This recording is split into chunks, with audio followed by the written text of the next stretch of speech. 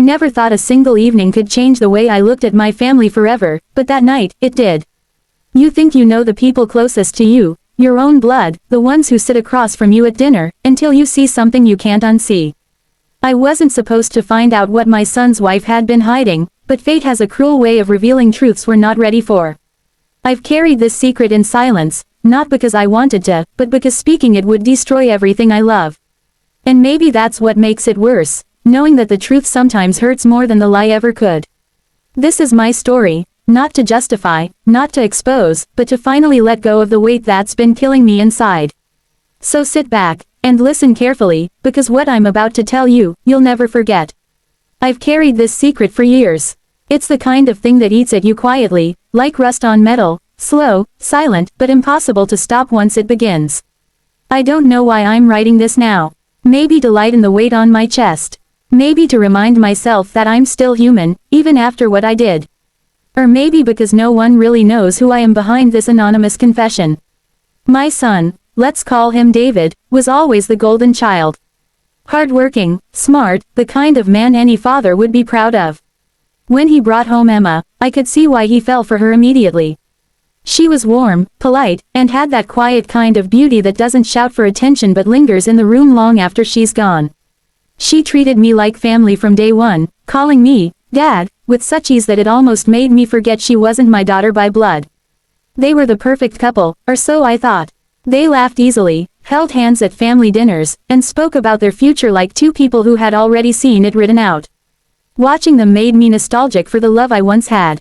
My wife had passed away years before, and even though I'd learned to live with the silence in the house, there were days when the emptiness felt unbearable.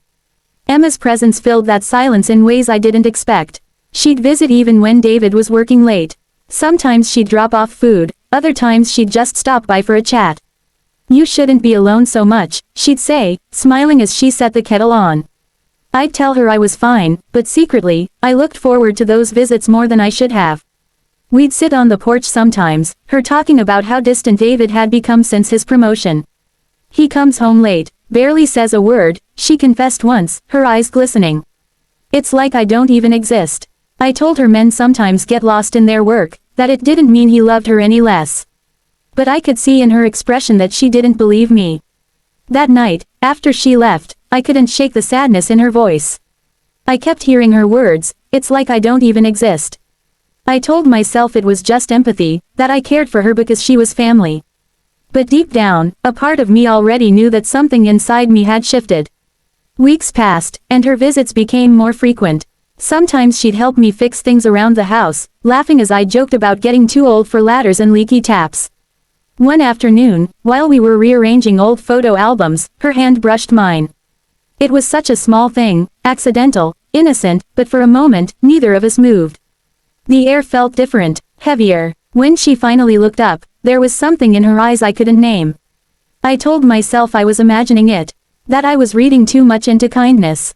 But every time she came after that, I became more aware of her perfume, her voice, the way her laughter echoed down the hall. It scared me, how much space she was beginning to take up in my thoughts. Then came the evening that changed everything. David had gone out of town for work, and Emma called to ask if I wanted dinner. I said yes without thinking. She cooked, we ate, and for the first time in a long time, the house felt alive again. We talked for hours, about life, marriage, regrets, things that people only admit when they trust you too much. At one point, she asked softly, "Do you ever miss being loved?"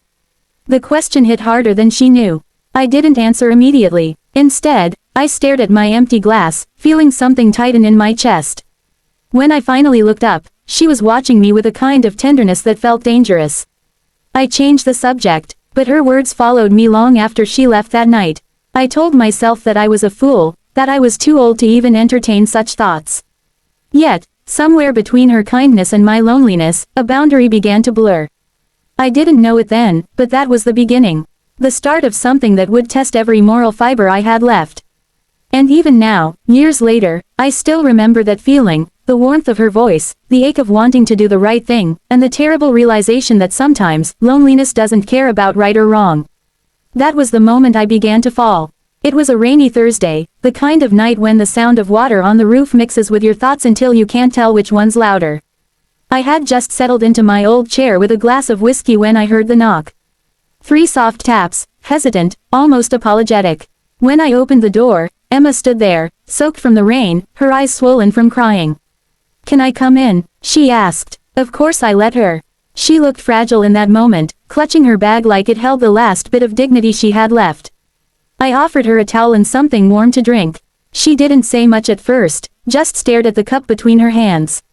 Then, quietly, she said, "I don't know where else to go." I thought she meant she'd fought with David again. But as she began to talk, the truth came out in broken pieces. There was someone else, a man from her office. It started innocently, she said. Late meetings, friendly messages, shared frustrations about work and marriage. One evening, a line blurred, and she didn't stop it. She told me everything while I sat there, feeling my heart sink deeper with each word. "It wasn't supposed to happen," she whispered. "I don't even know who I am anymore. I wanted to be angry, for my son, for the family I thought was solid. But all I could see in her face was regret. Real, suffocating regret. She kept saying she didn't love the other man, that it was a moment of weakness, that David's distance had left her hollow. I'd heard similar confessions from friends over the years, men and women both, but hearing it from her, my son's wife, was something else entirely. It felt personal, like betrayal had walked straight into my house and sat on my couch. She asked me what she should do. I didn't have an answer. I told her the truth always finds its way out, whether we want it or not. She nodded, tears slipping down her cheeks. When the rain slowed, she stood to leave.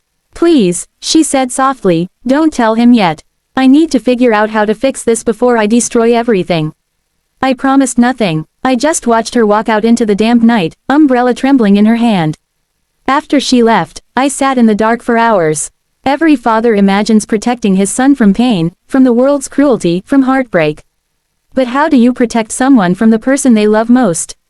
The next few days were unbearable. Each time David came by, cheerful and unsuspecting, guilt gnawed at me. Emma acted normal too, smiling, cooking, pretending. If I hadn't known the truth, I would have believed the illusion all over again. But I did know, and that knowledge changed everything. I started noticing the smallest details. The way she avoided his eyes, the brief pause before she answered him, the way her laughter seemed just a little too forced. Every sound in their house felt like a lie echoing down the hallway. I told myself it wasn't my place to interfere, that marriages are messy and private, that sometimes people make mistakes and find their way back. But the image of my son's face if he ever found out haunted me. One evening, David stopped by alone. He told me Emma had been distant lately, asked if I thought she might be unhappy. I lied. I told him she was just stressed with work, that everything would be fine. He thanked me, smiling with relief, and I hated myself for it. That night, I couldn't sleep. I kept thinking about how easily lies can sound like kindness when you wrap them in good intentions. By the end of that week, I realized that secrets don't stay buried, they just wait for the right storm to unearth them. And that storm, I knew, was coming. Because deep down, I sensed that Emma's confession at my door wasn't the end of something. It was only the beginning. I've always believed that silence can be an act of mercy. But as the days went by, I started realizing that silence can also be a form of betrayal. After that night, after Emma stood at my door with tears on her face and guilt on her lips, nothing felt the same. She still came around with David, still smiled and asked if I'd eaten, still helped me tidy up the house when she visited. To anyone else, it looked like nothing had changed. But I could see it, the way her smile trembled, the way her hands lingered on her wedding band when she thought no one was looking. And every time I saw it, I felt something inside me twist. I told myself that I was doing the right thing by keeping quiet. That it wasn't my secret to tell. But late at night, when the house was quiet and the clock ticked too loudly, I'd replay her words over and over in my mind, "I don't even know who I am anymore." I knew that feeling too well. When my wife died, I lost myself for years. I kept living, yes, but not really living. I understood what loneliness could drive a person to do, the kind of loneliness that seeps into your bones until it starts making your decisions for you. Maybe that's why I didn't judge Emma as harshly as I should have. Maybe, in some small way, I saw my own brokenness reflected in hers. Still, knowing the truth weighed on me. Every family dinner felt like walking a tightrope. David would talk about work, about plans for a new house, about their future. I'd nod and smile, pretending that the world wasn't quietly crumbling beneath him. Sometimes I'd catch Emma looking at me across the table, a quick, pleading glance, the kind that said please, not yet. And I'd look away. One Sunday afternoon, we were all in the garden. David was fixing the old grill, humming an off-key tune. Emma brought lemonade and sat beside me on the porch. For a while, it almost felt normal again. Then she whispered, I told him everything. My heart stopped. She didn't look at me when she said it. Just stared straight ahead, her voice trembling. I couldn't live with it anymore. I told him it was a mistake, that I ended it months ago. He didn't say a word. Just left. I didn't know what to say. There was no relief in her tone, only exhaustion. That evening, David showed up at my place alone. His face was pale, his eyes red. He didn't sit down right away, just paced the living room like a man lost in fog. She told me, he said finally. All of it. I waited for anger, for rage, but what came out instead was heartbreak. Dad, he said quietly, how do you ever forgive something like that? I wanted to tell him forgiveness isn't a single moment, it's 1,000 small choices you make after the pain. But the words wouldn't come. He looked at me like he was searching for an answer, and I had none to give. That night, after he left, I sat in the same chair where Emma once cried, and it hit me, this was the line I'd been walking all along. Between truth and betrayal, between protecting and destroying, I'd thought keeping her secret was an act of compassion, but in truth, it was cowardice. I'd wanted to spare my son from pain, but pain finds us anyway. It always does. The next morning, Emma came by to collect some of David's things. Her eyes were swollen, but she didn't cry. She just said, thank you for not saying anything. I didn't respond. I couldn't. When she left, the house felt emptier than it had in years. The kind of emptiness that comes when something unspoken finally finds its way into the light. And that's when I realized something I'll never forget. Sometimes, telling the truth doesn't destroy people. Sometimes it saves them, even if it tears you apart in the process. After Emma left, the house turned into a museum of echoes. Every corner carried the ghost of a voice, a laugh, a memory I didn't want to replay but couldn't silence.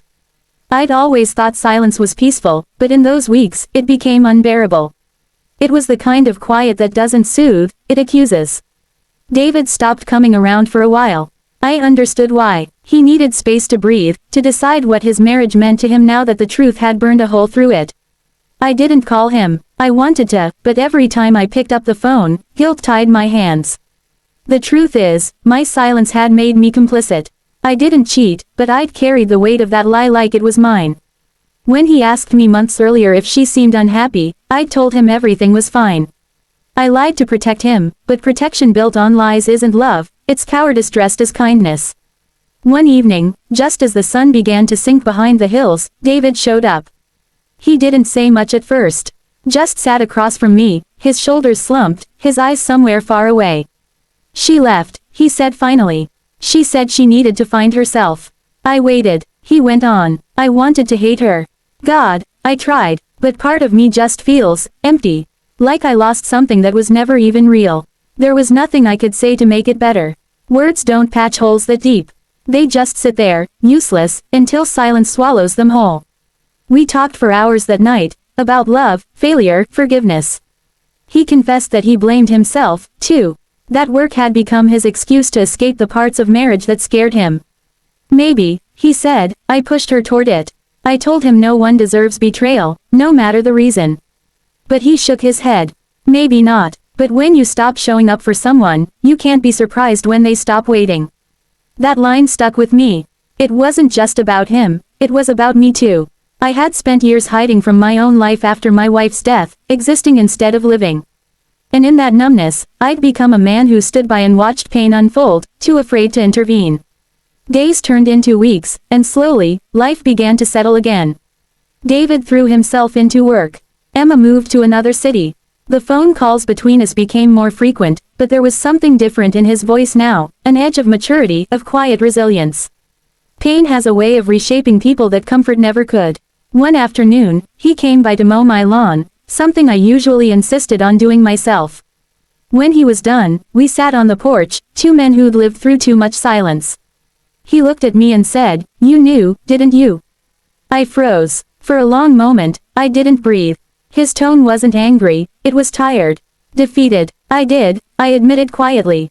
She came to me that night. She told me before she told you. I didn't know what to do, son. I thought keeping quiet would protect you. He nodded slowly, staring at the sky. I figured, you've always tried to shield me. But, Dad, some truths hurt less than the lies that hide them. That sentence hit me harder than any accusation could have. We didn't speak after that for a while.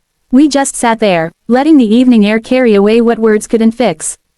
And in that silence, I realized he was right. For the first time in months, I felt something close to peace, not because things were better, but because they were honest. Later that night, when he left, I stood by the window watching his car disappear down the road. The weight I'd carried for so long began to shift. Not vanish, just move from guilt into understanding. I finally understood that betrayal isn't always about what you do. Sometimes, it's about what you fail to say when the truth could have saved someone. And that kind of silence, that's the heaviest of all. There are some truths you learn to live beside rather than live with. They stay, like an old scar, not bleeding anymore, but still tender when touched. That's what this secret became for me. A mark one earned for keeping quiet when I should have spoken, and for caring too deeply when I should have stood at a distance. It's been years now since that night Emma came to my door. David eventually moved on. He doesn't talk much about her anymore, and I don't ask. I know he's still healing in his own way. Healing never really ends, it just changes shape. He's seeing someone new, a kind, soft-spoken woman who brings laughter back into his house. When I visit, I can hear it through the walls, that light, easy laughter I thought I'd never hear again. Sometimes, when I look at him now, I wonder if he ever thinks about the years that nearly broke him. And if, in some unspoken way, he's forgiven me for my silence. We never brought it up again after that day on the porch. Maybe that's his way of forgiving me, by not reopening the wound. As for Emma, I heard she's doing well. Someone mentioned she got a new job, started over somewhere quiet. I'm glad. There was too much pain tied to her name for too long. She was human, flawed, lonely, and lost, just like the rest of us. I can't hate her for that. Sometimes, I still think of her standing in the rain that night, the way she looked when she said she didn't know who she was anymore. I think that moment changed both of us, her in guilt, me in understanding. I often sit in that same chair where everything began. The world around me has grown smaller, slower. My hands ache when I hold my coffee cup in the morning. The photos on the shelf are fading, my wife, young and radiant, my son, still a boy with scraped knees and boundless dreams.